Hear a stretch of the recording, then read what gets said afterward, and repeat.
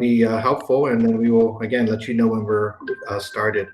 There are instructions in the chat regarding how to turn on captions. If you would like to do so, please go ahead and look for the function on the bottom right of your screen where the three dots are, and you'll be able to turn on the captioning function. So make sure to take advantage of that if so needed.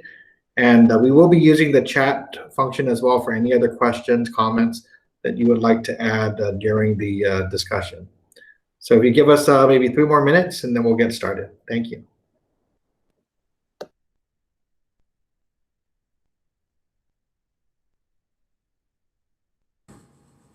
Hello?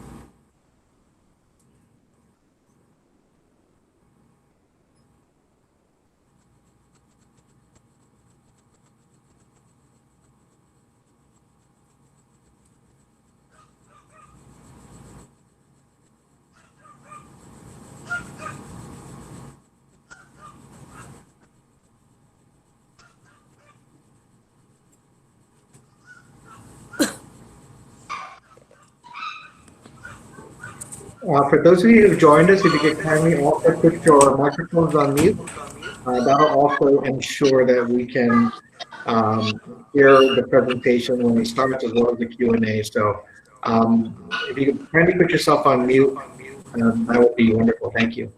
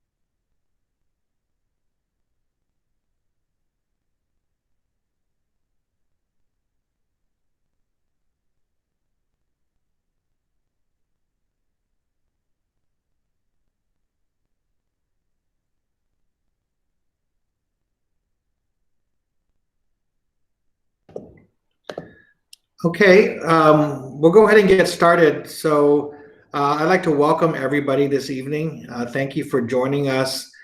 This is the meeting for parents of our students who are in our special education program. And we wanted to have this special session at the end of 2 weeks of meetings that we've already been holding with parents of students in our elementary and secondary schools throughout the island. But we did want to dedicate this session specifically to the special education program and address any questions, any suggestions and concerns relative to how the first few weeks of school have gone. So before we get started, if I could just ask for all who have joined, if you could kindly put your microphones on mute, that'll help ensure that we don't have a lot of feedback in terms of background noise. Second of all, I'm just going to ask for your patience because we've been using our Zoom meetings or the Zoom platform for a lot of our meetings, but we specifically wanted to go use Google Meet for the purpose of being able to provide captioning as part of our presentation. So we're not as familiar with Google Meet as we are with Zoom, but we will do our best to manage the presentation and to ensure it goes smoothly. Again, welcome. What we're going to do tonight is start off with very brief presentations by our Deputy Superintendent, Joseph Sanchez. So Joe will do a quick and concise briefing of what we presented in earlier meetings. And then our Assistant Superintendent for Special Education will also be giving a presentation specifically related to what's happening in the Special Education Division and the services being provided. We do have a chat function that is available. It is to your upper right. If you want to put questions, suggestions, reactions, concerns into the chat, what we will do is after the presentation is complete, we will start from there and trying to answer any questions that you might have relative to the presentation and relative to what you've experienced in the past few weeks. It has definitely been a great challenge with regard to this school year.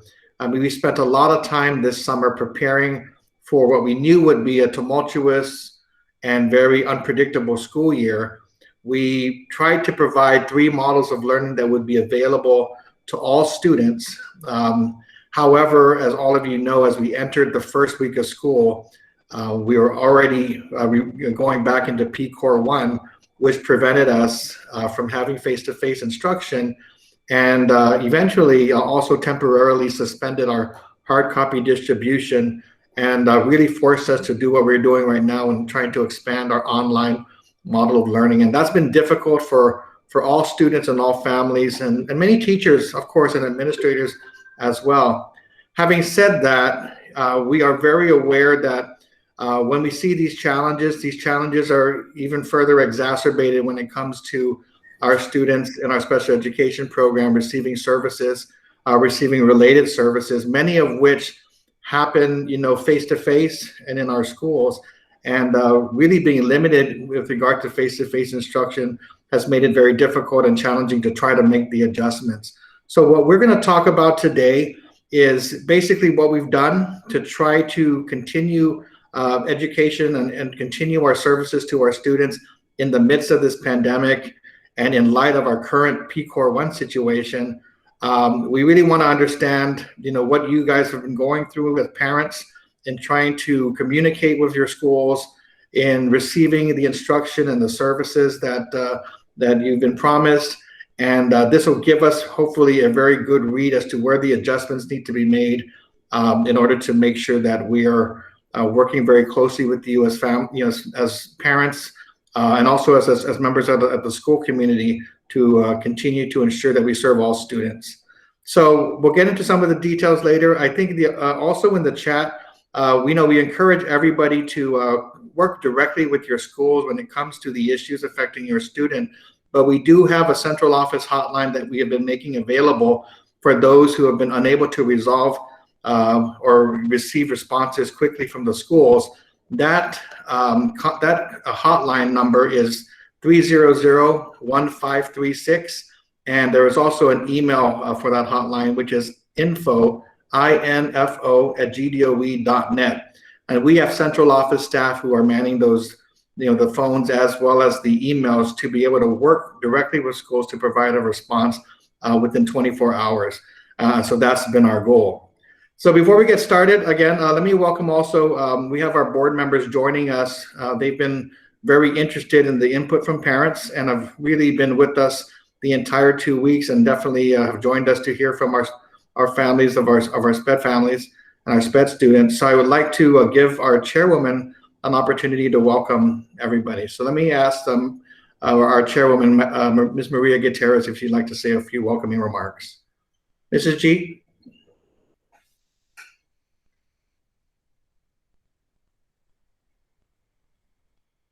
Mrs. Gutierrez, you may be on mute.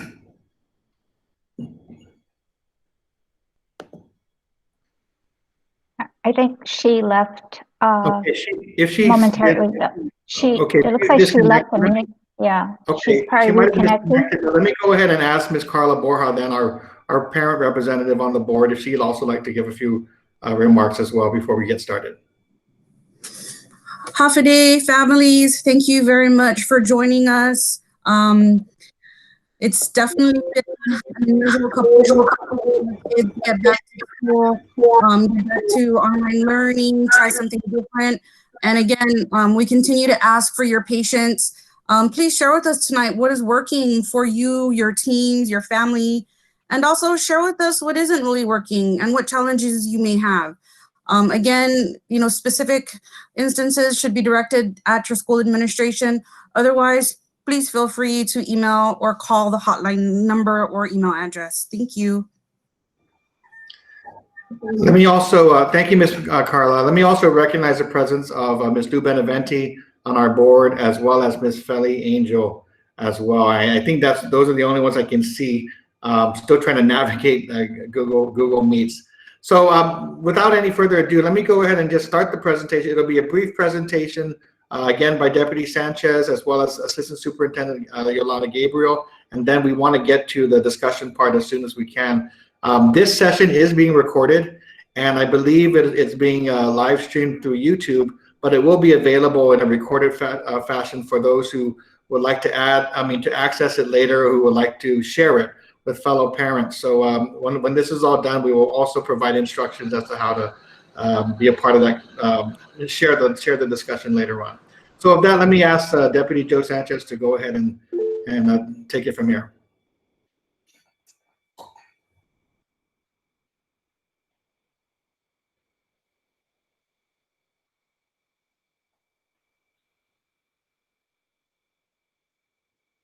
All right, Joe, I think you're on mute. Still on mute. You're still on mute. There you go. No. No. No.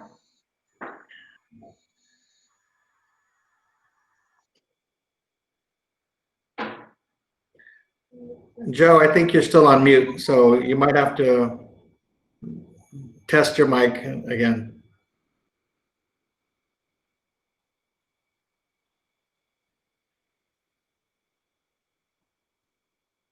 Looks like he's frozen. Oh, there.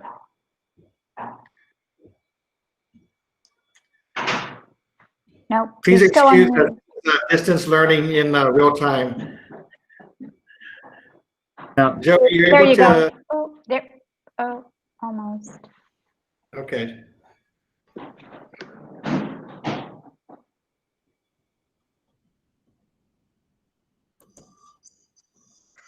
Okay. He seems to be going off and on.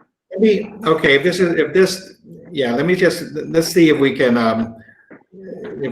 fix his issues, shortly. But if not, we can go ahead and continue with Assistant Superintendent Yolanda Gabriel, and we can go back to some of the general discussions that general points that he wanted to make. So, are you ready? Mrs. Gabriel, you ready? There you go. Okay, so I can start, and I just need to ask Mr. Neil Rochelle if you can do the screen share.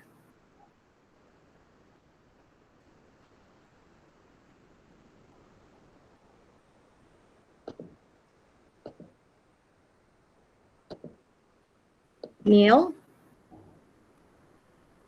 Okay, so there you go. So an early good evening to everyone, my dear parents, and in as much as we do feel and have a commonality during this unprecedented times, we all agree that this is indeed a very challenging time for all of us. But before I proceed to my short presentation for this afternoon, when we are having a debrief earlier with my administration team with special education, one of them had kind of reminded me that during these times where we are kind of working together to provide the education that our students rightfully deserve, is we just have to acknowledge that parents, that you have the awesome task of ensuring that your child, our student, receive the education possible given our circumstances and continued COVID-19 health emergency. Remote learning is less ideal for all students, but in coordination with you, we are doing what we can to provide successful learning experiences for your child and our student. So for this afternoon, I would like to focus on the following to provide you an update. So this would be a combination of our successes, our little successes, in coordination with you parent, or anyone within the member of the family who's providing support for our student.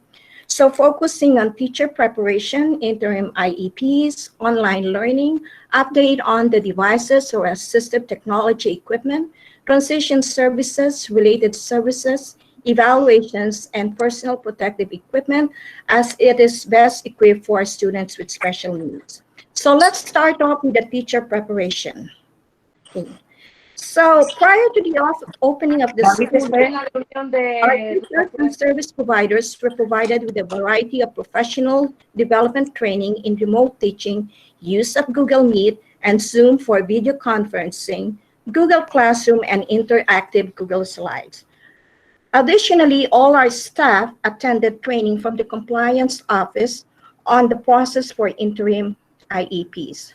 Our providers are exploring techniques with continued professional development in these specialized areas. So there's an ongoing development for the various professionals and therapies within the division. And this includes parent training. During a traditional school year, the Division of Special Education holds at least twice a month a bi-weekly training for all parents, and with the exception for some short school months. So for the shortest school months, you usually have only one parent training. And this is what we're also going to continue despite the challenges that we are having right now. In fact, I made a comment that during some of our face-to-face parent training, we have some sort of a lower attendance, but with the Zoom training or with the Zoom meeting that we've been conducting with our various stakeholders meeting, town hall meetings, we saw that there are more parents that are kind of better engaged and involved. So the next one is interim IEPs. All students with special needs and needs in IEPs have their evaluation and triannual evaluations on time. I just would like to let you know that special education was not granted any waiver by Congress, so we are obligated to provide services on how we are able to best provide the best way we can, having this existing restriction.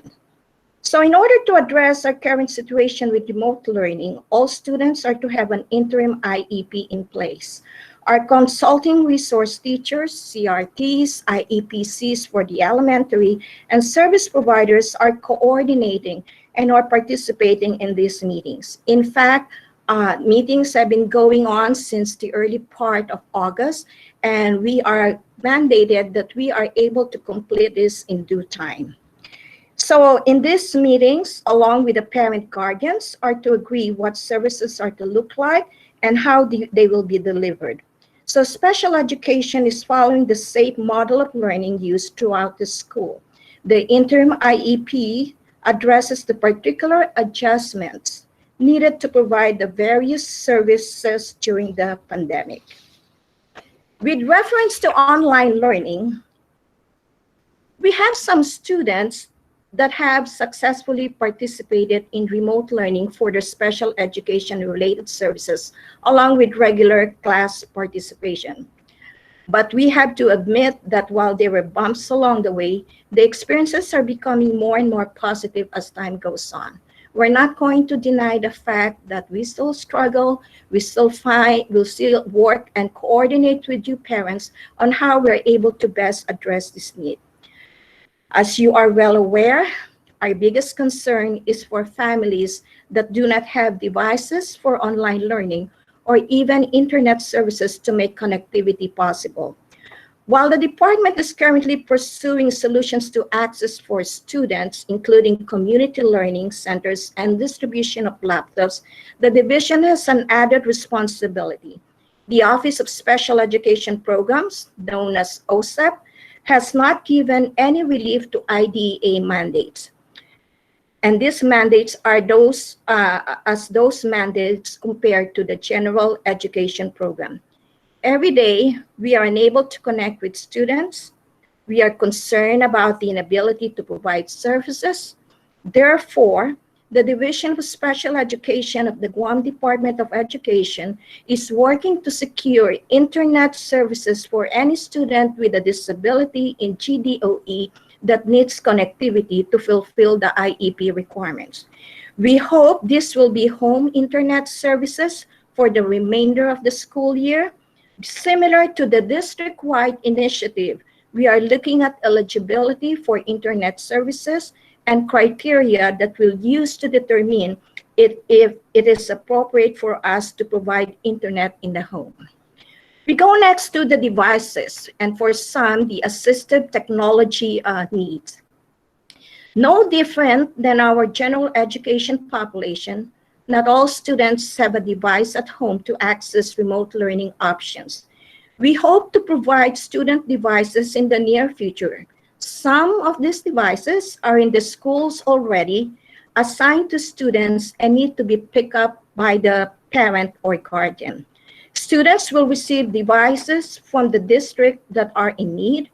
Our division, or the Division of Special Education, has been represented in the distribution of laptops committee established by the Deputy Superintendent of Curriculum and Instructional Support, Deputy Sanchez, and supported by Superintendent Fernandez and Deputy Superintendent Cruz. Additionally, in this case, wherein a student needing a specialized device listed on an IEP will receive one through the division. It is imperative also that we have to update the list of student models of learning so that we can ensure students have the tools to participate. Currently, to date, we are still following up with close to 600 students with special needs, and we're working with the schools on how their mode of learning is. So we have kind of been somewhat supported by the schools to provide the existing data. Transition services is focused on secondary students.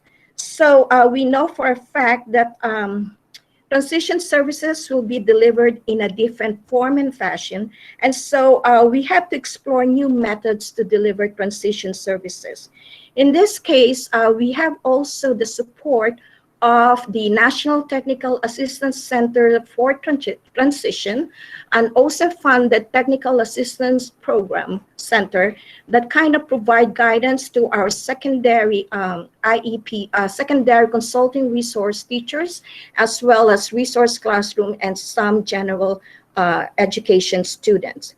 Currently, even with the course of the public health emergency, they're also assisting us in establishing or implementing our interagency agreement with the Department of Vocational Rehabilitation in working on how we are able to provide the pre-employment transition activities.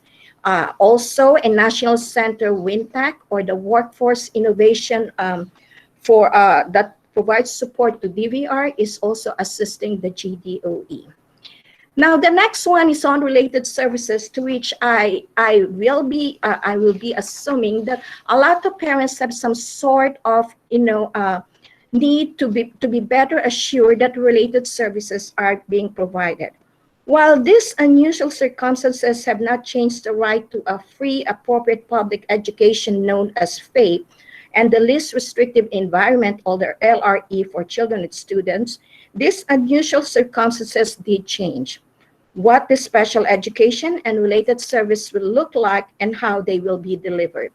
This change includes the delivery of related services described in the IEPs of students with disabilities, such as speech therapy, occupational therapy, leisure ed, physical therapy, orientation and mobility, and other services, and the related services providers from the various programs have been diligently working with school IEPs to determine how these services will be delivered based on the models of learning selected by the families. Through their collaboration with the school teams, the service providers have either been providing online therapy to their students or they have provided hard copy packets to students with disabilities for families to pick up using the same distribution schedules as the GDOE schools. Additionally, online therapy for speech and occupational therapy services will also be delivered by GDOE's contracted vendor, Tiny Eye Therapy Services. These contracted services are filling the gap for schools that do not have an on-site GDOE therapist. The respective administrators, school administrator in your school, have been contacted, and we have reached out, as well as our Tiny Eye therapies, so that schedules can be established in providing speech services. For the physical therapy, we will continue to be delivered by GDOE's contracted vendor, NewGen. The assigned physical therapist from this company has been delivering physical therapy to students with IEPs who need this related service, and has been working in partnership with the IEP teams, other schools, to ensure there are no interruption of services. With reference to evaluations or triannual evaluations or initial evaluations, continuous learning opportunities that the student is receiving from the school at the time the initial evaluation is conducted. The evaluators may need to rely more heavily on existing data, particularly if health and safety precautions prohibit the school from conducting in-person standardized assessments. If the team has sufficient information to support a decision regarding the student's eligibility, it is recommended that the school move forward and complete the evaluation, with the understanding that once in-person school resumes, the team could consider whether additional assessments may be needed.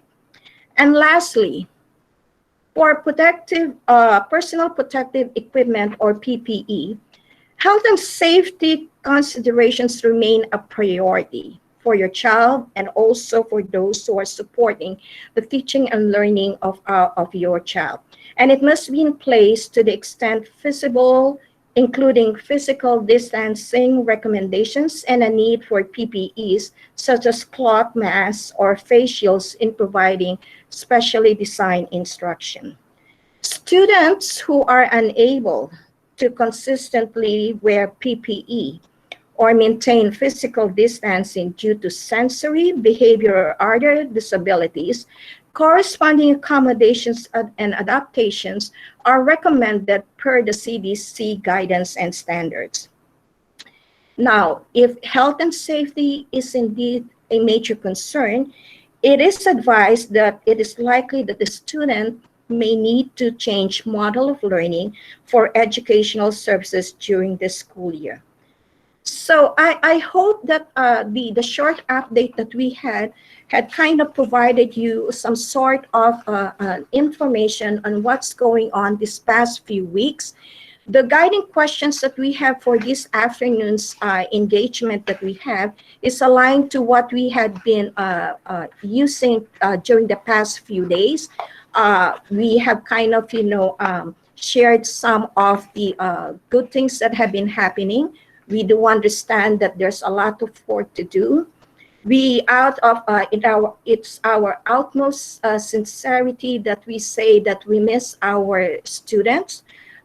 We miss the way how we interact and engage with them and how we're able to provide the level of support. Okay. Okay, thank you, Ms. Gabriel. Okay, I just want to continue along those lines. First of all, I know I've seen some individuals coming and going from the meeting, so I'm assuming there are some people who might have connectivity issues, as well as I know our deputy just informed us that his power went out where he lives. So we're hoping that we can maintain what seems like a very good group of about 120 people for the remainder of this discussion. But I want to echo what Ms. Gabriel has said, in that even as this is a recognizably and a difficult and challenging year, we also acknowledge the responsibilities and our obligations to our students, all of our students, but especially to those students who with disabilities who are receiving special education services. And so, it's been very challenging without having the face-to-face option, because we know that there are so many supports that are provided at the school sites. And we know that in the early discussions, when we were having our students and our parents decide on which model of learning would be preferable for their students, we did have a number of students in special education who were looking to perhaps come more often for face-to-face instruction and services. And we had begun that discussion, except for the prohibition that we're now under with this executive order. So our long-term goal is to return back to face-to-face instruction. I mean, what we're doing today with distance learning is not meant and not intended to, and nor do we believe it can replace classroom instruction or the services that we provide at school. But at this particular point in time, because of the public health situation, we are doing our best to determine how we can maneuver and provide services under the current constraints. And that's made it very challenging, very difficult. The intent really for these first weeks of school for all students really has been to ensure that communication is happening between the schools, between our teachers, and our families. And that goes for every student.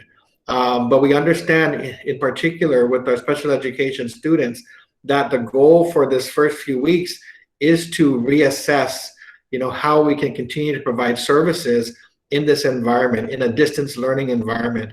And like I said, there have been a number of things that have been able to fill the gap, including teleservices, teletherapy and so forth. But we also know that that's not for every family, and we have to work on case-by-case solutions. So we want to thank all of you who have been able to engage with your schools, and to those of you out there, our administrators and our teachers who have been able to engage with families, we thank you for doing that. But we want to make sure that all families in our special education program have been engaged, so that there can be a partnership and communication with regard to the path ahead. So that is really an important part, communications.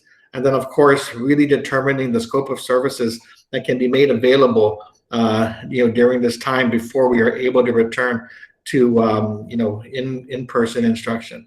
So with that said, I'm going to go ahead and open up the floor for discussion, for questions and answers, concerns, highlights, and so forth. As I mentioned before, we would like very much to start with the chat function and questions that are here, because this helps us to record and ensure that we don't miss any questions. And I'm going to ask Deputy Superintendent Erica Cruz to start there with some of the things that you have entered in the chat. Good evening and welcome to our session. Before I begin the questions, I'd like to recognize our Vice Chairperson, Mr. Mark Mendiola, and our Chairwoman, Mrs. Maria Gutierrez. Mrs. Gutierrez, would you like to say a few words before I begin?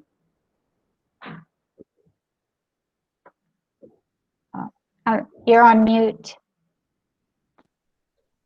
Yeah. You're still on mute. Okay, it's okay. I'm going to go on with the questions. Also, oh, there okay. you go. There you go, Mrs. Gutierrez. Go ahead. Go ahead and proceed, because this is what the parents have been waiting for, is the special education presentation, and so am I. So go ahead and proceed with the presentation. Right. Thank you I very also much. believe Mr. Lawrence Alcaro, our newest board member, has also joined us. So thank you for joining. Okay. All right, thanks. It says, half a day, I wanted to ask if my child doesn't enjoy the Google meeting, does he have to participate? My child has a problem sitting in front of a device too long. I would like to voice my concerns about online learning, that it is very challenging, especially we're not utilizing our one-to-one aid. And so you may know a lot of one-to-one aides has their own responsibility to their children as well. How can we get the support, especially homework is overflowing and overwhelming?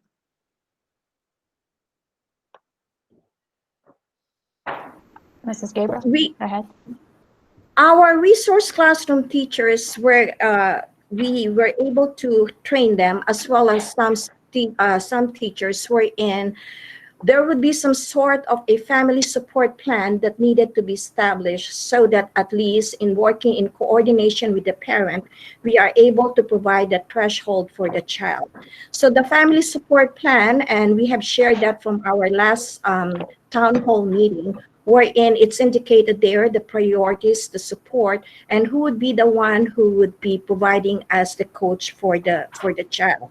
We do understand that our students vary in many ways on their attention span, and we don't dealt with quantity, but the quality of the engagement or the teaching experience that are provided. So this could be done in coordination with the teacher on how to best do an approach and have the appropriate scheduling.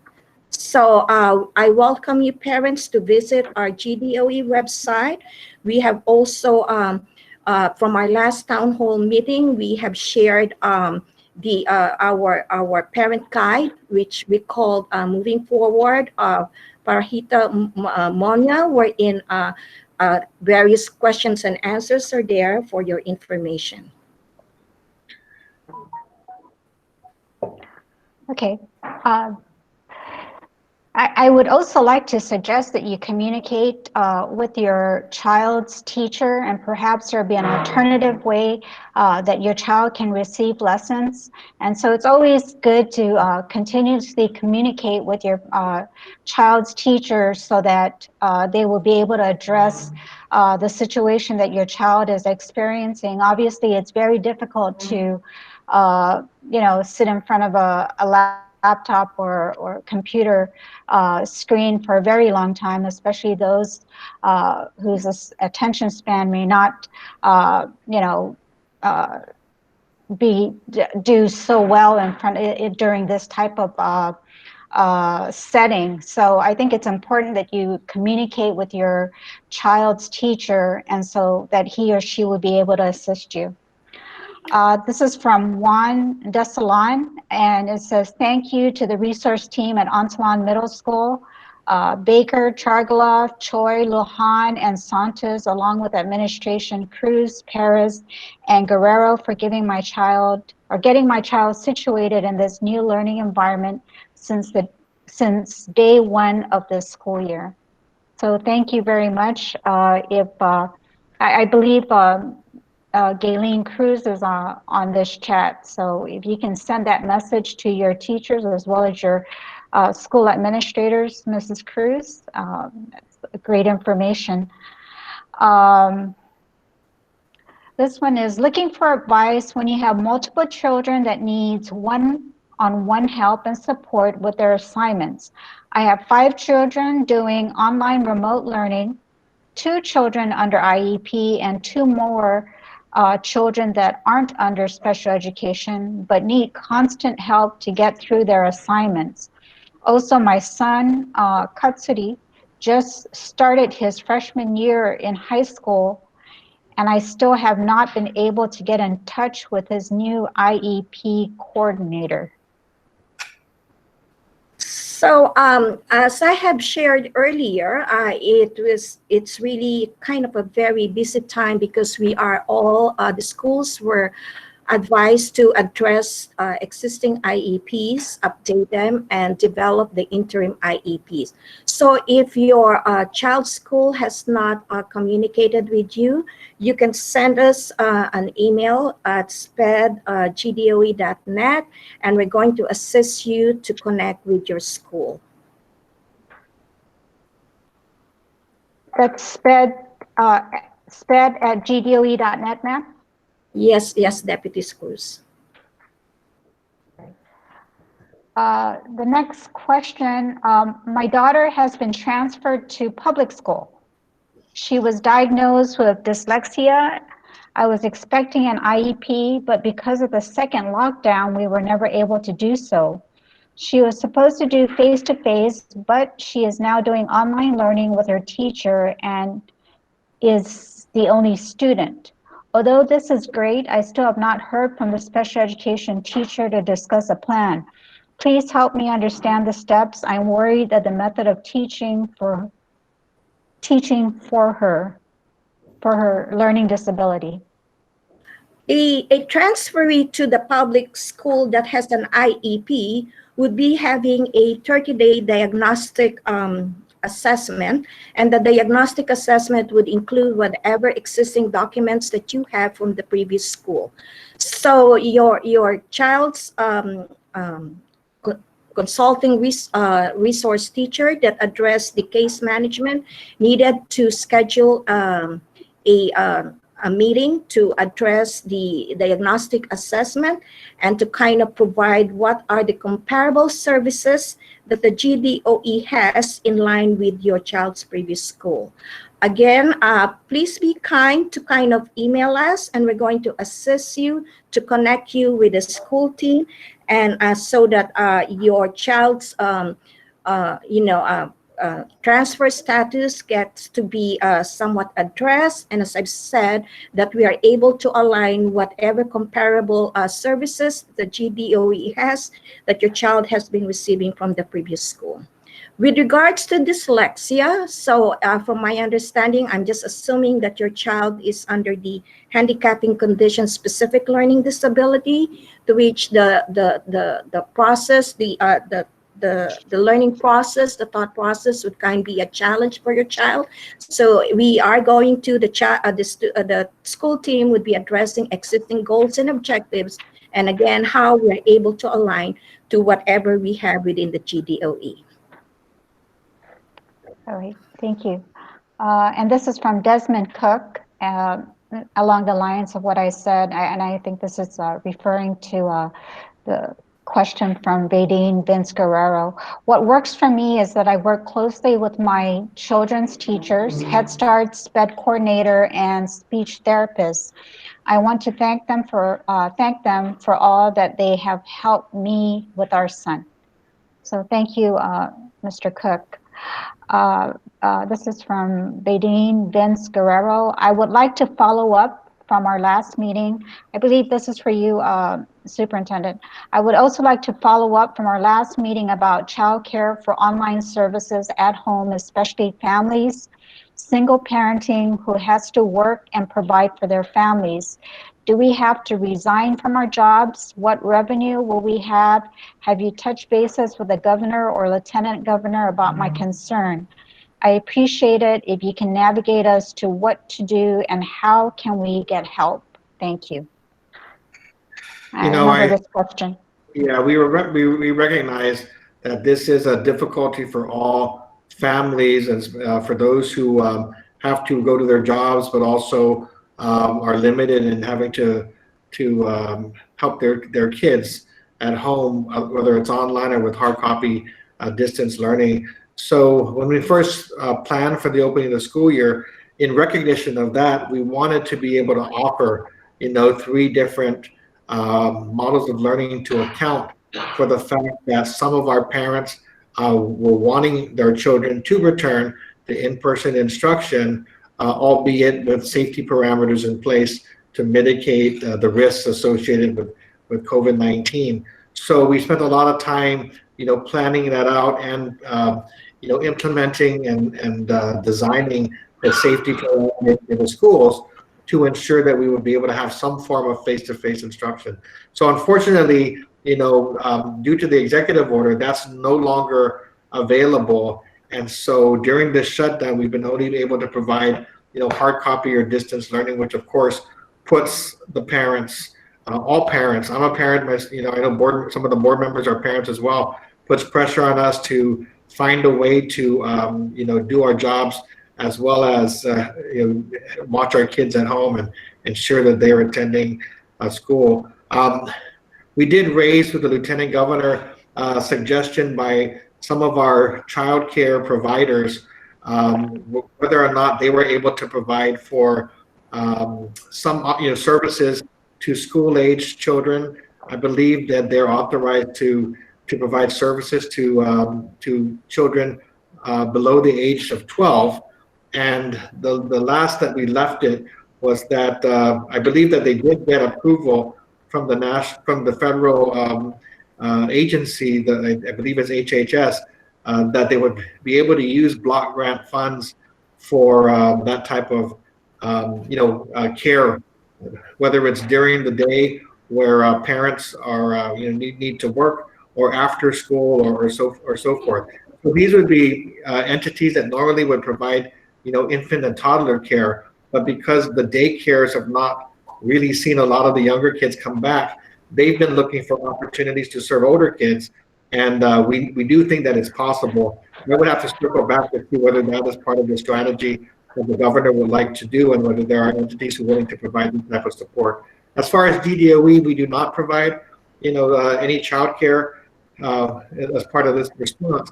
But we will do what we can do is circle back and see if there's any progress or discussion about allowing some of the daycare and providers to provide that type of support for the community. Thank you, sir. This is from Desmond Cook again. Kudos to my teachers, Dorinda Salas, Arleno Aguero, and Miss Marge with Head Start at CL Titano Elementary School, and special education coordinator, Miss Ronalyn, and speech therapist, Miss Terry Lujan. They're going beyond for my child and guiding us parents as well to help our son through home learning. Thank you very much for that comment, and I will relay that information to Mrs. Polino, and then we also have Ms. Schroeder here online as well. Gayleen Cruz, Assistant Principal at Antolon Middle School. Thank you, Mr. Desalon. We greatly appreciate it. Please don't hesitate to contact us for any assistance. Nicole Wolford,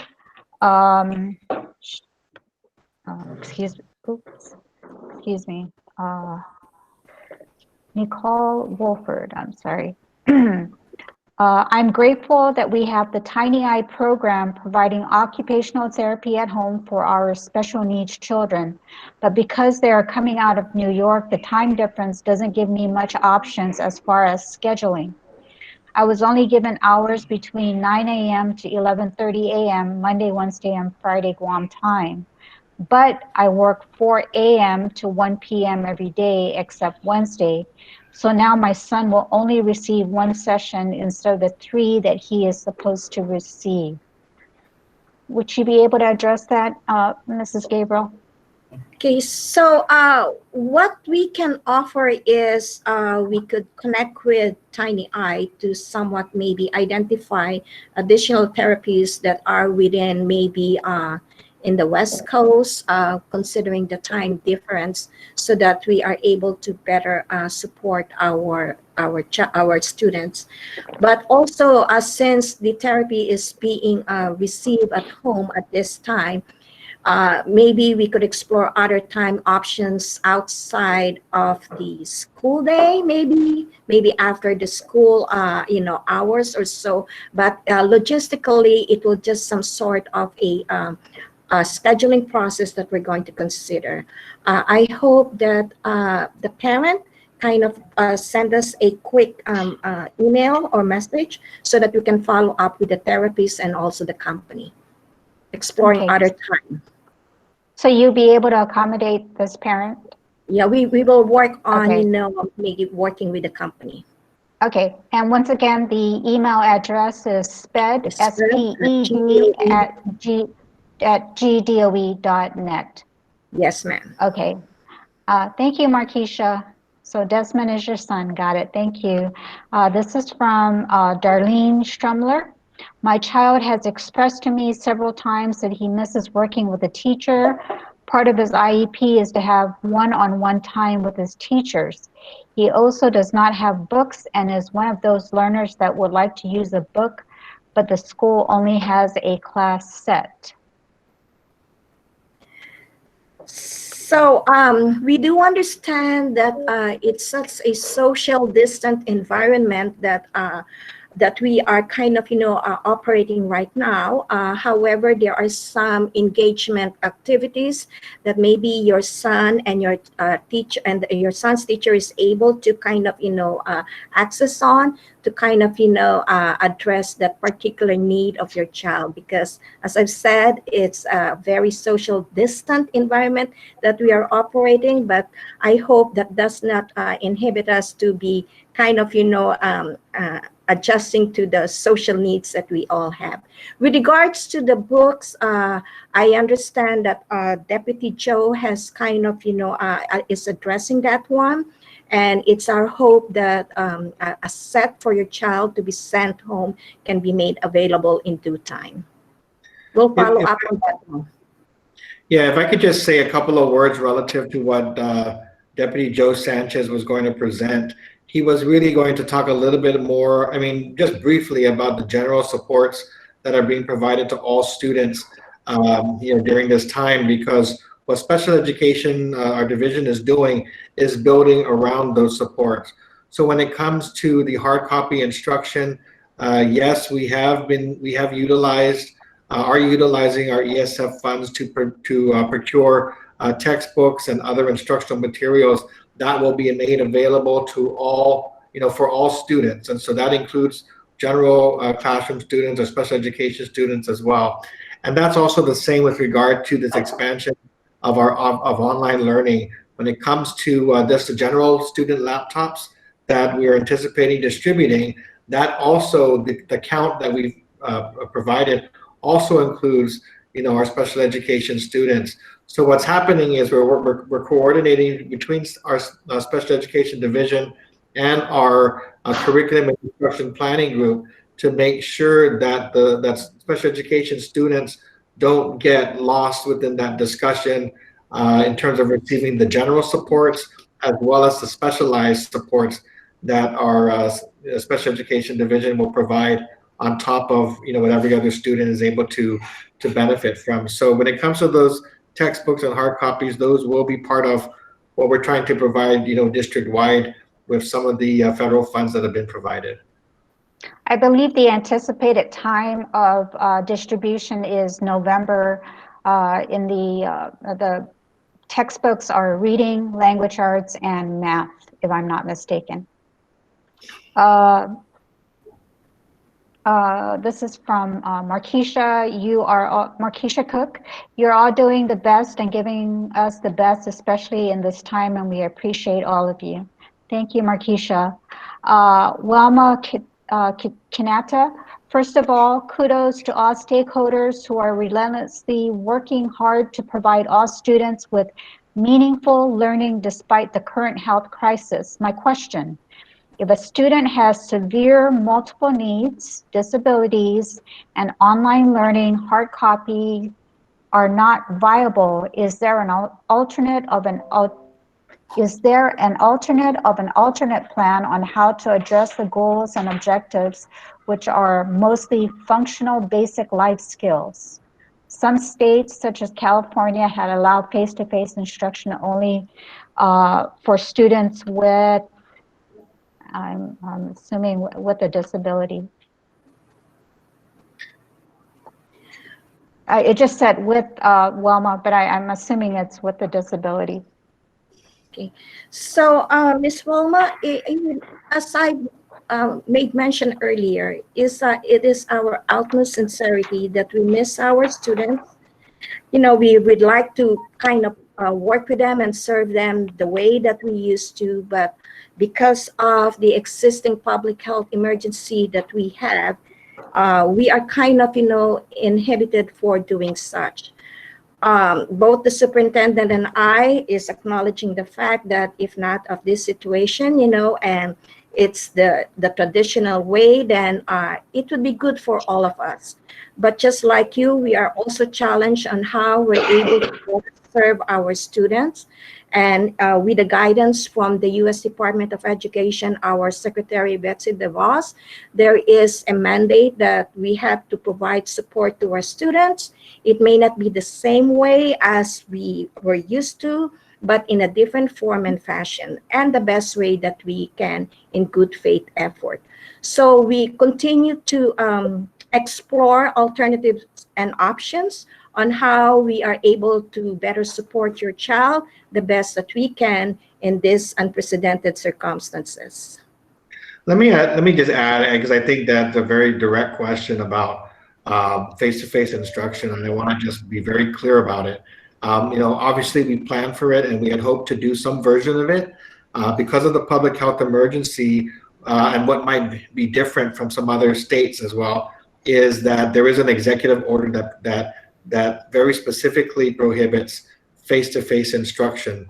And I think what you might be asking as to the extent that there might be, flexibility, would they be able to, provide face-to-face instruction? If so, then of course we would explore that. I do want to just state that for many of our employees, even in this limited time of going to school to conduct distance learning activities, we know many of our teachers and staff, are also concerned about their risk of being subject to the spread of the coronavirus. So, we do want to make sure we provide services. We are trying to maintain and protect the safety of our children and our employees. But again, we do believe that face-to-face instruction will be preferable. And when we get to a point where safety and our public health situation allows for that, we hope to be able to provide that option. So at this point, there's no flexibility under the executive order. But again, should things improve, we definitely will prioritize trying to get back, to a more normal traditional instruction as long as the public health situation allows for it. Thank you, sir. Anthony Mendiola, yes, we agree with you that we prefer Zoom, but for the purpose of this special education forum, we wanted to use Google Meets because it has a closed caption feature for those who may need it. But yes, we typically use the Zoom platform for our meetings.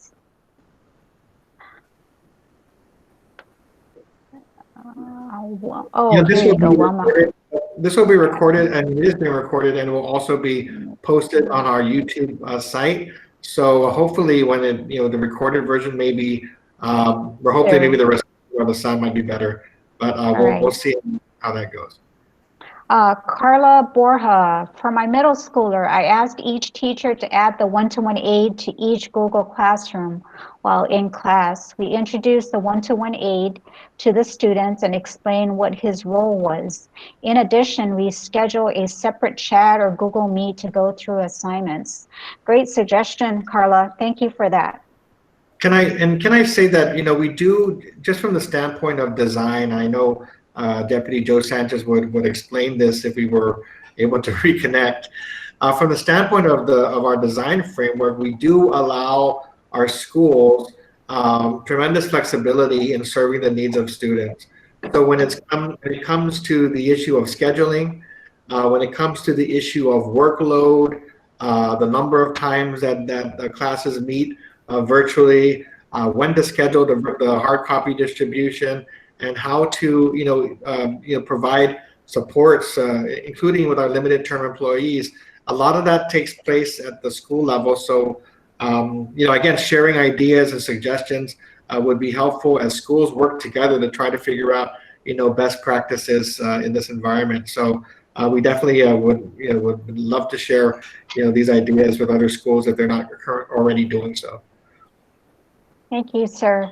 From Darlene Stremler, I believe Rose Castro is on this chat. I also want to thank Mrs. Rose Castro at Ocean View Middle School for always addressing my concerns with the online learning. One moment, I go down. This is Vicky Cruz. It was mentioned earlier that students who have difficulty with social distancing are recommended to be placed in another model of learning. Is this a requirement or is it an option? The students I have in mind has a one-to-one aid. Well, the statement that was made earlier with reference to the use of PPEs, if the health and safety is a major consideration. So, for example, it's a face-to-face model of learning, and health and safety is a major concern. So, it may be advisable to kind of explore other models of learning like the online or the hard copy.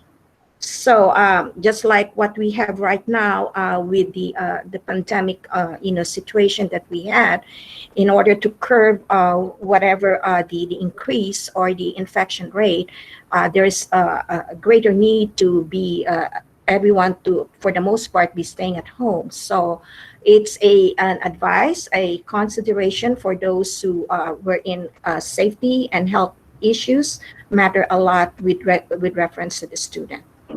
But it's not a requirement. It's not a requirement, it's a Right. consideration that parents, Right. families that need to kind of explore other options if health issues are tantamount to the safety of the child. Okay.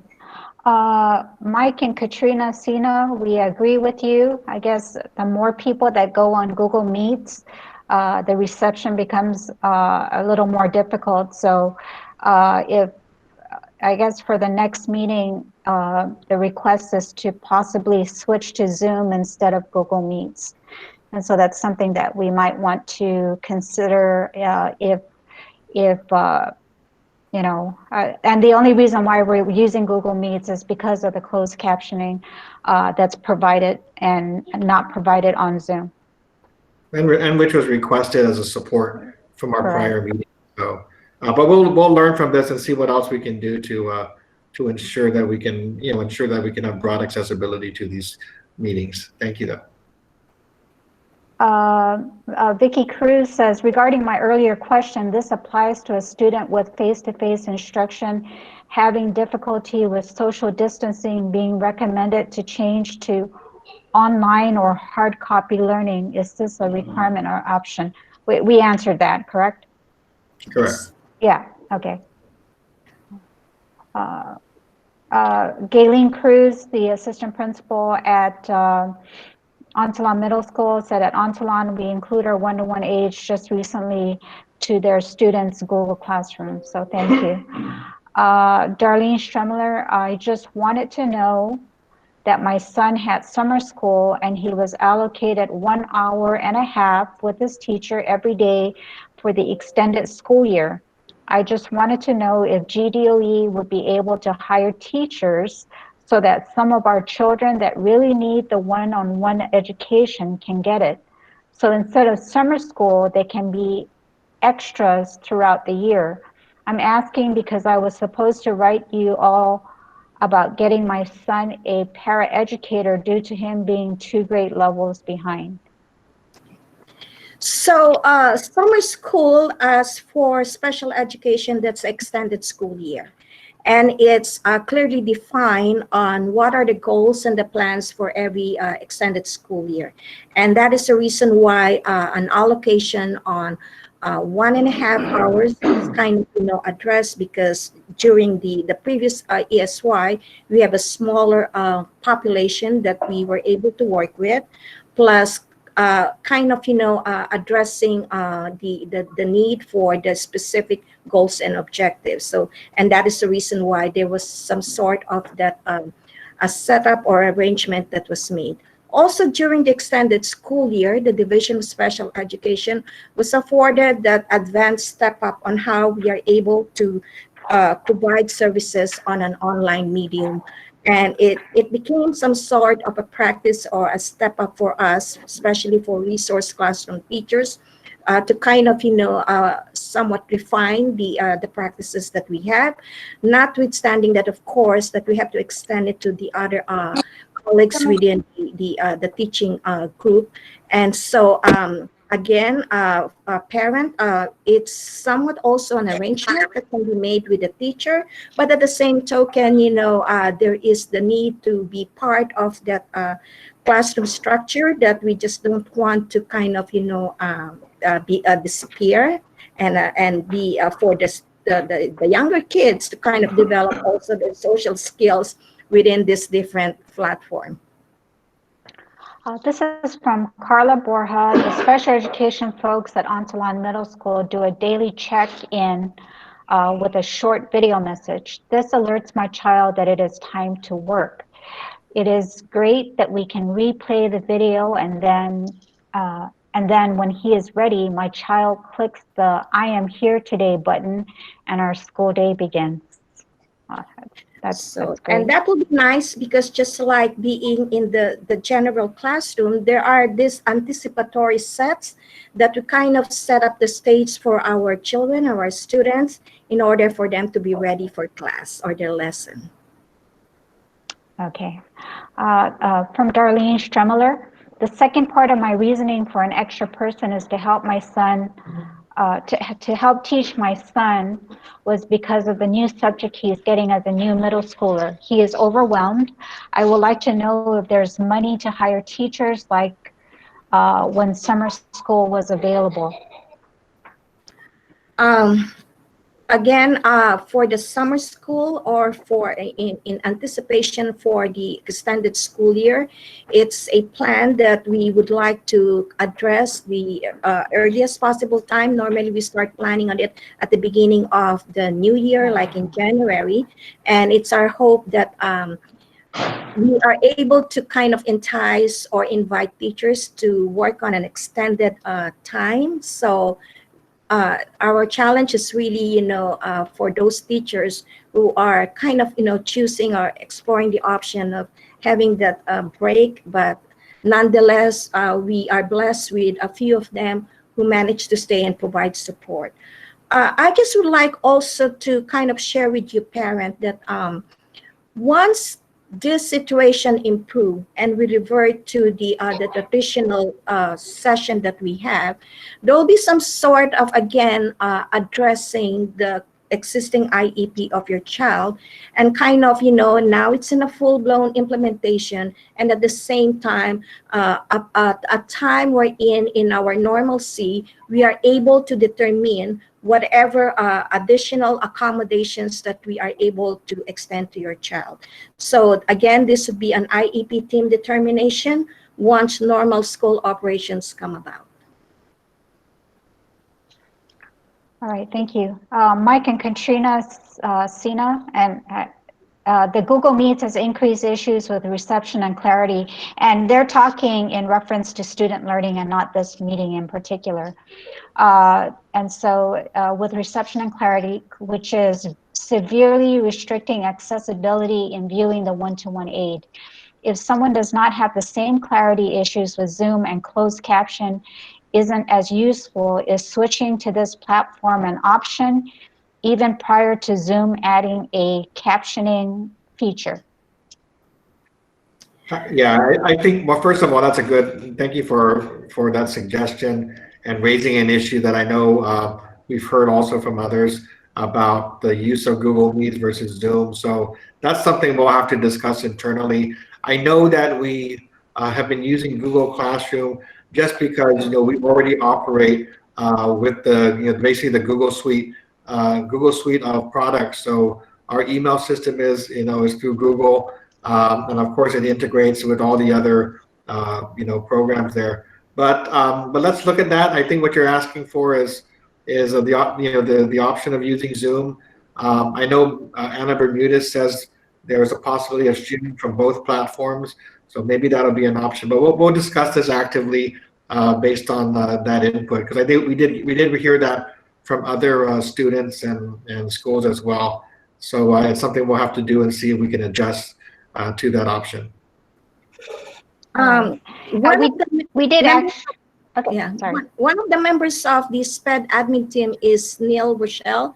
Neil, are you able to unmute and kind of somewhat share some of the features between Zoom and Google Meets that kind of benefit our parents concerned? Sure, I can. I'm sorry, I can't turn the camera on. That doesn't seem to work with sharing screen and chat. So we do have, everybody's been experiencing Zoom as a much cleaner connection than the Google Meet. And it does have to do with how many are getting on a call. So even when Zoom is being used with a connection between a teacher and a class of high school students, that's only a teacher and maybe 10 or 20 kids at the most. And here tonight we have 120 people on. So clearly it isn't as effective. Google is in competition for many things with Zoom because it became so popular when COVID hit in March, and they were committed to upping the ante. So Google went and switched to, the reason why teachers jumped on it is many of the features that were available in Zoom, not in Google Meet 2 weeks ago, became available. Likewise, Zoom is trying to compete with Google, and it has made improvements. And they are, and as of now, and I just Googled it while we were speaking, they do have options for closed captioning in Zoom now. And at the least, if it doesn't work or you don't want to have somebody do the actual closed captioning, you can put in a third party. API is a type of third party interpreter, closed captioning.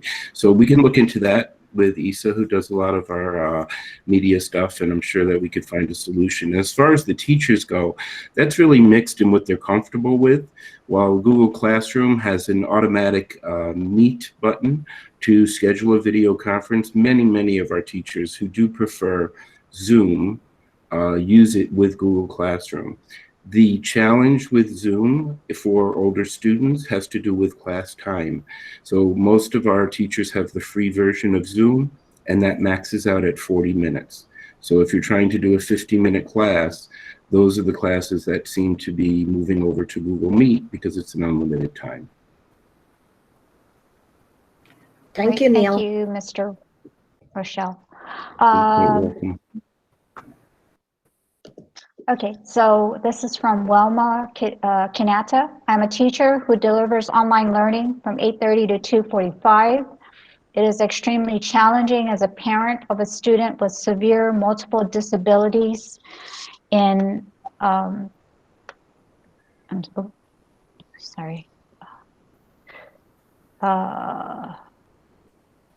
in meeting her goals at home. What kind of support can the department provide?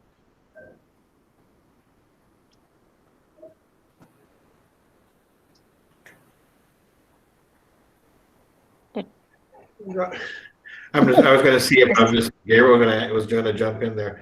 You know, again, you know, that's a situation where, you know, again, because we're limited with face-to-face, you know, you're bearing both the responsibility of teaching as well as catering to your students' needs as well, your child's needs. So I don't know, you know, what flexibility or options we have. I mean, typically we want the schools to work with the teachers to do and to help address any particular, you know, situation at home to be as flexible as possible. But it looks like in your situation, is you know, is a you know, difficult challenge to meet. At this point, I don't know what we can do as a department except to be aware and to see if we can work at your school level to figure out ways to alleviate some of the challenges you might be facing.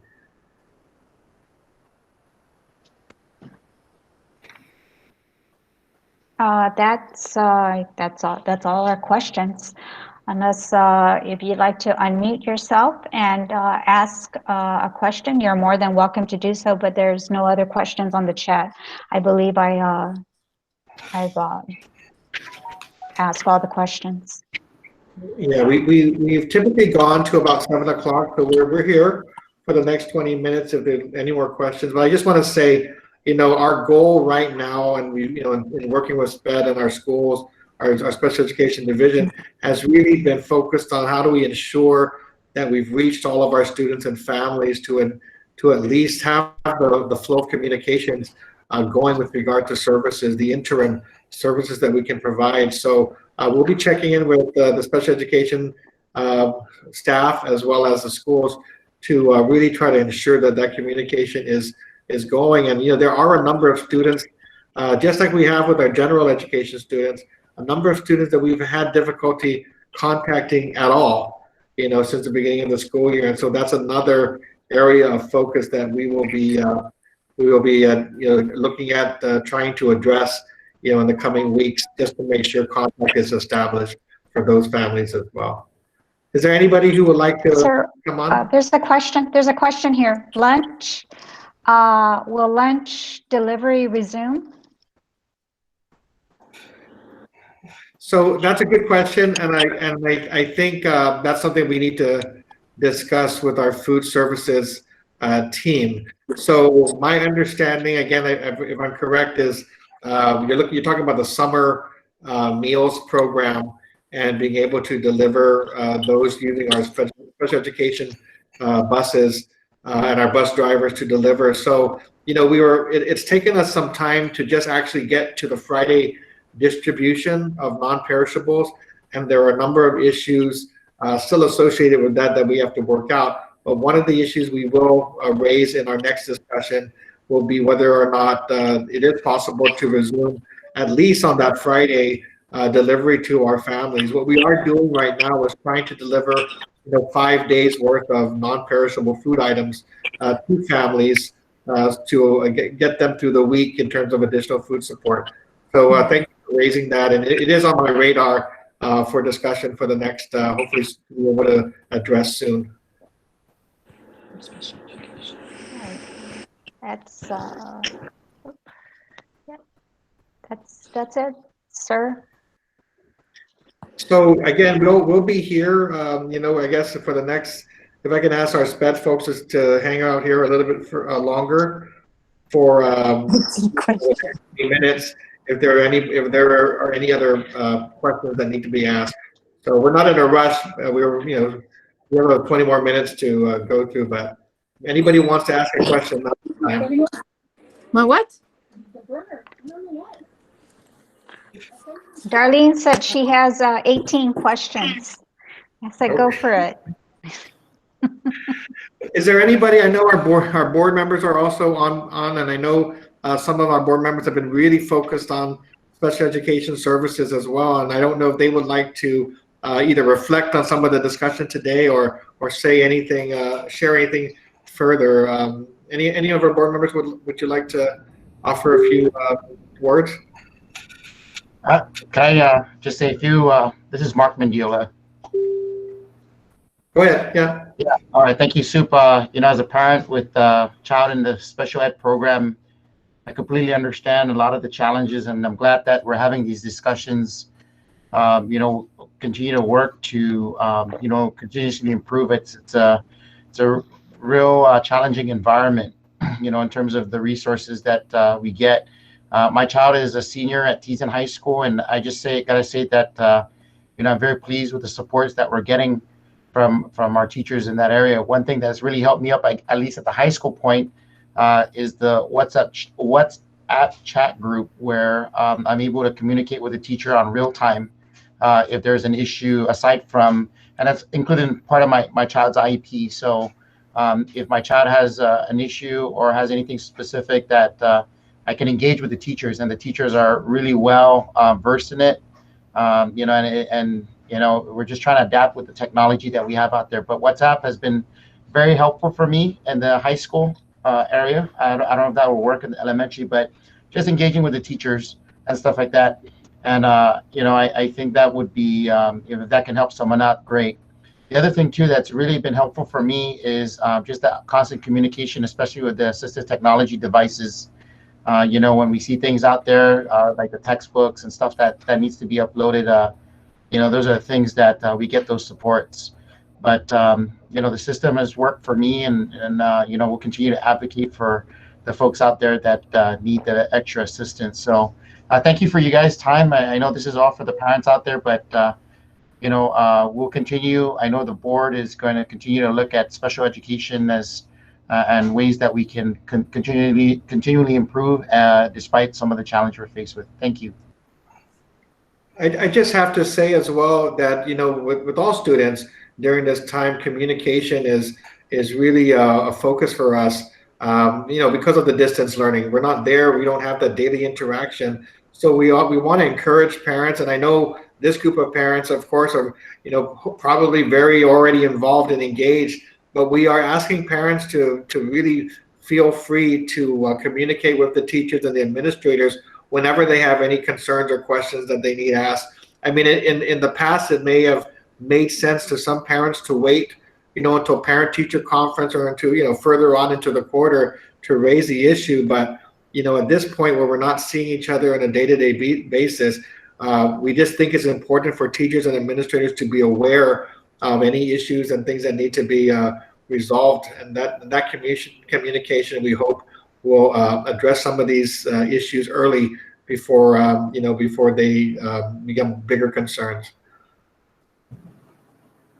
We have a question about laptop devices being distributed and any date planned. So, Mr. Sanchez was going to go over some of that, and I think we put it out in the media that right now our goal is to distribute around 8,000 of our existing stock of laptops and tablets to our 2 students, starting with our secondary students in our hard copy program, to try to get them moved on to the online program. And then, of course, so I think that is going to happen probably in the next 2 weeks as we review applications and set some criteria for the distribution. Also, I don't know if Ms. Yolanda, if you have any time frame for the technology supports that are going to come from the special education division. So the existing inventory that we have that are already assigned to the students, close to 200 of those combination of iPads and laptops are ready to be picked up by parents from the school. They just needed to complete some sort of a receipt of property because we are required to do this for inventory purposes. And additionally, we are looking into identifying a certain amount of funds that we're able to allocate for the rest of the students. So as we have shared earlier, we're working with Deputy Joe Sanchez on how when they mobilize the existing inventory from all schools, that special education students should be prioritized for the receipt of these laptops. There is a question. Well, we have Ms. Darlene again. Just a suggestion: parents be talking to your teachers and admin, because the problem you have could be the same with what other parents are having. Some teachers are not aware that some of the things they are doing are counterproductive, and admin is usually very good at addressing issues with their teachers. I have to echo that, Darlene. Thank you very much, because especially with distance learning, teachers may not be aware at all because they don't get to see face to face what's occurring. So definitely encourage that quick and early communication if there are things that need to be discussed. And again, I agree with you. The admin are also there to help and support the teachers through this transition. We have another question about, do we have to apply to qualify? So yes, there will be an application process. Next week is when we hope to start that application process. That application will be looking at those with internet access, looking at those who already have access to technology and so forth. So that will happen at the school sites. So make sure to be in communication with your schools. And again, this is going to be starting at our secondary schools, our middle and high schools for this first round. Again, because we are working with special education, the division, we're trying to ensure very close coordination to ensure that those students for whom access to technology is part of the services that they need to that they are we're going to receive in order to access the curriculum, that those students are identified and visible to us so that they are included when it comes to the distribution. Ms. Borja is asking, will our one-to-one aides be eligible for devices too? Some need a device to assist their students. So Ms. Gabriel, Neil answered that. Neil answered that question, I believe. He said, yes, we're discussing getting one-to-one aides, laptops. Great. Correct? Yeah, And to assist their students. Yeah, and also our education interpreters, those who do the sign language support, we are working on providing that one too. Yeah. And so to the dean, Vince Guerrero, was the form sent out through email yet? Not yet. So if you're talking about the application forms, it has not been sent out. I would recommend that you listen to our listen to the media, our press releases that go out, and then teachers, or I'm sorry, administrators send out the K-Swift text messages. So just be listening out for that information, and that will be made available at the schools. Yeah, our public information officer is online as well, so we'll make sure to include some of that information on our GDOE Facebook and the website as well. I think I see that suggestion, just so there is an awareness. But again, the schools will be responsible for handling the applications, getting them out, and getting them collected. But we'll let you know when it starts so that everyone can be aware. We are targeting for next week, I believe. But please stand by for a more formal announcement as the schools get themselves organized for this effort. I have some more questions, Ms. Gabriel. When will Tiny Eye be available? Is it already available to the kids? We are waiting for the consent forms from the parents. So the moment those consent forms are received, then services will start right away. Okay. Thank you. Another question from Cassandra Flores. Will students with pending AT devices receive the devices before or after the new laptops? So if there are 80 devices that already identified, they should be already ordered, and we're just waiting for its delivery. So it's the priority would be the device that was identified via the IEP that will be provided to the student. Thank you. Okay. This is from Monica. Monica Limtiaco. I'm curious on my son's IEP. He is eligible to utilize an iPad. Can this be changed to a touch screen laptop? Okay, so it would be a coordination with the team and the educational team if that would be the appropriate device for the child. Okay. This is Anna Marie Bermudez. What plans are being made to assist families that do not have or cannot afford internet connectivity? Earlier, we have shared that we are working on the procurement of a number of internet services to be provided to families or students that are in need of.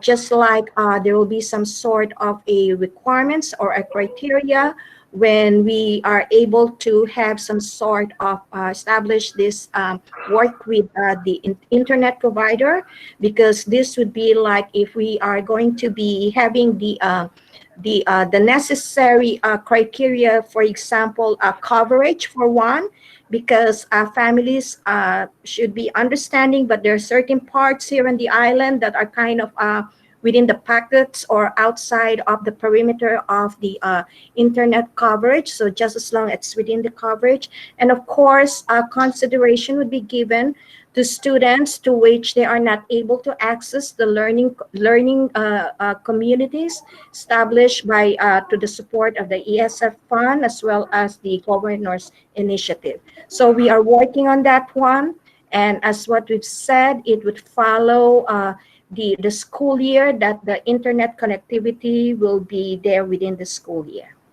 So we're working on that. So these are not Wi-Fi's, okay? So they're really going to install it in the home.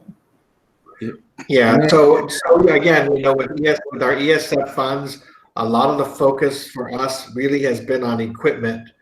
So that's really what we're pushing for. But the special education division is going a step beyond that for our special education students, and looking at trying to provide the internet access on top of the equipment that they would be receiving or having access to. For the rest of our families who are, having internet access issues, we are working with the governor on a broader plan for the community.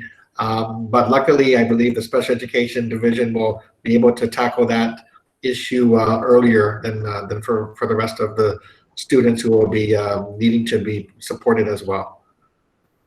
Oh, okay, May I add to that too, sir? Yes, Neil. sure. So Ms. Deputy Sanchez wasn't able to join us earlier, where he would have spoken about all of the district initiatives, including the technology access. And so since that wasn't discussed tonight, in case some of the parents here have not been to any of the other evening chats, part of the OE plan is there's a procurement now that is going to help establish some community learning centers and open up Wi-Fi in the school parking lots. Hopefully when we get to do face-to-face, there'll be maybe from 4 to 8 discussions about internet at the schools where there'll be plexiglass distancing, et cetera, where students can come in and use internet. And committee is also looking at that to be closest to a child's home. So if you're a high school student and you happen to live closer to an elementary school and you need to access internet, you can just go to that elementary school that's close to you and try to accommodate as much as we can. So yes, so I appreciate that special ed's going to take that extra step to try to make sure that all our families do get internet. It won't be the only way. And these other initiatives are in the works right now as well. Thank you. Correct. There's 22 areas that we're looking at, or schools where our families can access Wi-Fi services. Darlene Stremeler, I know that my son's laptop was ordered and I'm just waiting for Mrs. Napoleon to let me know. Okay. This is from Daniel Summerfleck. Is GDOE planning a model program for special education students? Should the governor again allow that as she did before? So, I think I know you're referring to, Dan, with regard to the summer when the governor in her executive order allowed for a pilot program. And I believe the intent that the governor had at that time was really, they had been working with the Japanese school to support a small scale summer school program to determine whether the protective measures were in place. So when we were engaged over the summer, that was not something that they had been discussing with us. At that point. But I understand what you're saying, which is in the event that the public health situation changes and the executive order situation changes to allow for flexibility, would we consider a model program or a strategy that might be addressed for special education students to receive face-to-face instruction? And I think that the answer is we would be interested in how that might work. I do think that we again have showed support that when we do get back to face-to-face, we would be open to even modifying the way we deal with our cohorts to allow, based on their IEPs for students to receive more face-to-face instruction if that made sense and was preferable. But I think that's going to be really balanced with the other safety issues that are of concern to the employees at the school. So I'm not sure how that discussion will go. Just entering the school year, we thought we were going to get face-to-face instruction going just three or 4 days before the school year started. But as the numbers rose, there was a lot of concern about students returning to campus, and then even after that, a lot of concern even about employees reporting to campus. So I do hope we get into a situation where face-to-face is an option, and we'd be glad to explore the different ways we can approach that, even if it is just for special education students. But we have to really kind of get to that point where we see what those safety concerns will be and balance that as well. So I'm not opposed to it.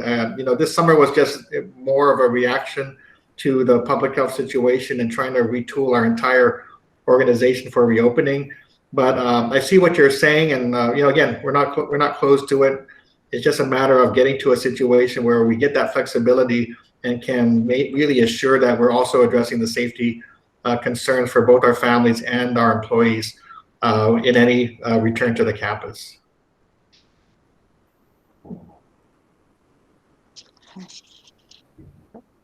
Thank you, sir. It is 7 o'clock, and that was our last question. Erica, you actually have one more. Oh, I'm Yeah, sorry. I think you have one more with, I didn't see that. Sorry, I didn't. yeah. After Daniel Summercraft? Oh, I'm sorry. This is from Juanica Alcontra. I'm sorry. I have a question. Rather not type it, but ask via video. Please unmute yourself, Charlene. Hi, can you hear me? Yes. Hi. So this is Juanica. My name's Manny Cruz. We have a son. He's diagnosed with autism. He's currently starting the 5th grade. He's a student at PC Lujan.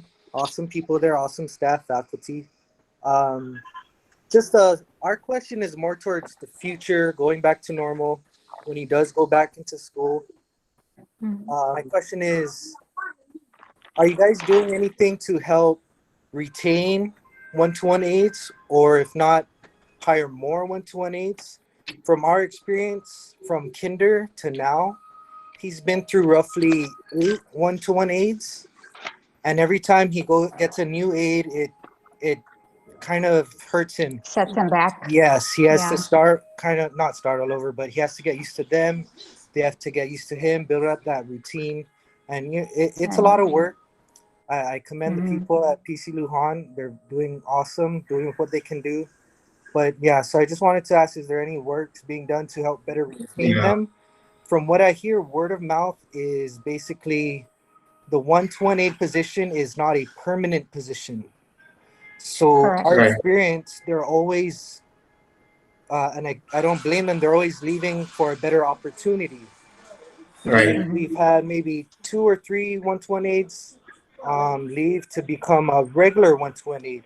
And it's only because The security that it provides. yeah, and we don't blame them for that. Better job security. We understand they have to provide for themselves or their family.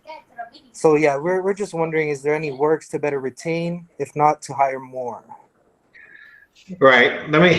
I don't know where to begin. I would say, first of all, that we do have board members who are on, and of course, we've had this discussion with our management team as well. It is a goal to work to have our one-to-one aides full-time versus part-time because of the very issues that you raised, right? We're talking about one-to-one aides who work with our most vulnerable students, but they're part-time. So when there's a better opportunity, you can't blame them, especially with all the training that they get. The more training that they get, the more desirable they are for these other positions. And of course, they jump to it because of the stability that they're able to receive. So, that's been an ongoing issue. We've discussed this with the legislature. Part of it is a resource issue. I mean, in terms of being able to fund the number of one-to-one aides on a full-time basis. We actually have a group of a task force set up to kind of give us recommendations as to how we can solidify and retain our one-to-one aides. That's actually ongoing, and we expect some of the results from that discussion within the next month or so. But again, it's on the radar as a critical strategic issue for the special education division. So all I can say is we're continuing to work on that. But we agree with you. I mean, that's the issue. We do agree with you. It's going to cost money, and we're getting our cut of about $12 million, this year out of our local budget. So that doesn't make it any easier. But I do know that the board has requested in every budget, the last few budgets, the opportunity to convert these positions to full time for the very reasons that you are advocating. So hopefully we can come up with we do have an education committee that's been asking us for our recommendations for the legislature, and so hopefully by the end of October we can get a plan together that we can bring to them to try to get this funded. I see Mr. Gutierrez leading forward. They also he's been an advocate for this as well on our board. Thank you, Ms. Superintendent. Mr. Cruz, can you hear me? Yes. Yep. I share your concern. Because I've been, ever since I understand that as a student, once they enter kindergarten, then as they go up, their school aide will continue to follow them. Now that is how are the principals recommending that these school aides at the end of their term be brought back to continue again. And that's why I'm finding that some of this, the principals at the end of the school year, they make recommendations for this school aid, one-to-one school aid to come back for the next school year, only to find out that sometimes, you know, when they send the paper down, it's really operational, but as a board member who chairs the SEC committee, that's why when they get recommended, they don't get picked up, then another school aid come in that will be a school aid for your son or another student. And that's why I want to see consistency. And as a parent, I understand, parent, you also have a right to continue to request for that school aid, because that school aid has already is already used to your child. And I will, as a board member, I will really thank you for bringing that up, because that has been very deep in my heart that, you know, every year there has new school aid for a child who was already used to it. And I know way back there was an incident where this parent was demanding for that school aid because she from elementary to middle school, but it was not recommended, or the paper got, you know, lost in the trail. But let me assure you that we will look into that. And all corporations, Mr. Cruz, for bringing that up, because I really know how you feel, and other parents that have brought to my attention. Thank you. Thank you. Thank you. Thank you. Did you want me to go through these last two questions or statements? One moment. Yes, please. Let's get Yeah. I'm sorry. I for some reason I scrolled all the way up. Okay. So I think Ms. Darlene again, Shamalar at 703. Yeah. I was wondering for my son who is looking forward to PE class for the first time in middle school, if the students can meet with their teacher to go walking or jogging, because they will be social distancing. Even for an hour every week, at least for PE, we can look at this as a suggestion. And actually the executive order prohibits us from face-to-face education with our students, and we are only limited to online instruction. So I know there are I know one school, and Mrs. Galen Cruz is on the chat. I know that they have videos on YouTube where teachers are actually, PE teachers are actually teaming up with some CrossFit or some gyms to teach PE. And so that's a suggestion perhaps that we can share with our school administrators, is that, you know, PE could be videoed and placed on YouTube so that students can access it and get some exercise. Darlene, I think what you also, Darlene, I think what you also mean is that you know, your son would also like to, you know, be at PE with the other students. Again, when we get the chance to do face-to-face, you know, that will give us the opportunity to see how we can do that. But otherwise, I know that the teachers are providing some, you know, videos and activities they can do at home. But I know it's not the same thing as going to your first PE class. Yeah, absolutely. Logan Metanonia, kudos to my son's Southern High School educational team, who have been responsive, creative, and flexible. They have worked hard to ensure my child's needs have been met thus far. Thank you to Mr. Michael Meno, Dr. Darlene Roberto, Dr. E. Kanata, Ms. L. Atenza, Ms. C. Seneklis, Mr. S. Meno, Mr. P. Patricio, Mrs. J. Isizaki, Mr. W. Toves, Mr. P. Taitagui, Ms. I. Paris, Ms. A. Macarag, and everyone else who has contributed to his success. So thank you, Mr. Matanonia, and we'll get that to Southern High School's team. Shani Riat, with our son being a senior and as stipulated on his IEP, he's supposed to be preparing for transition after high school. I feel that hard copy is not working out for him, and I'm afraid that he may not be ready at the end of the school year. What will happen to our son then? Mrs. Gabriel? The school team and the parent needed to visit the IEP, and it's my hope that an interim IEP is set in place. And if the goals and objectives are not met, there should be a consideration on how and when additional, accommodations and additional support is provided to the student.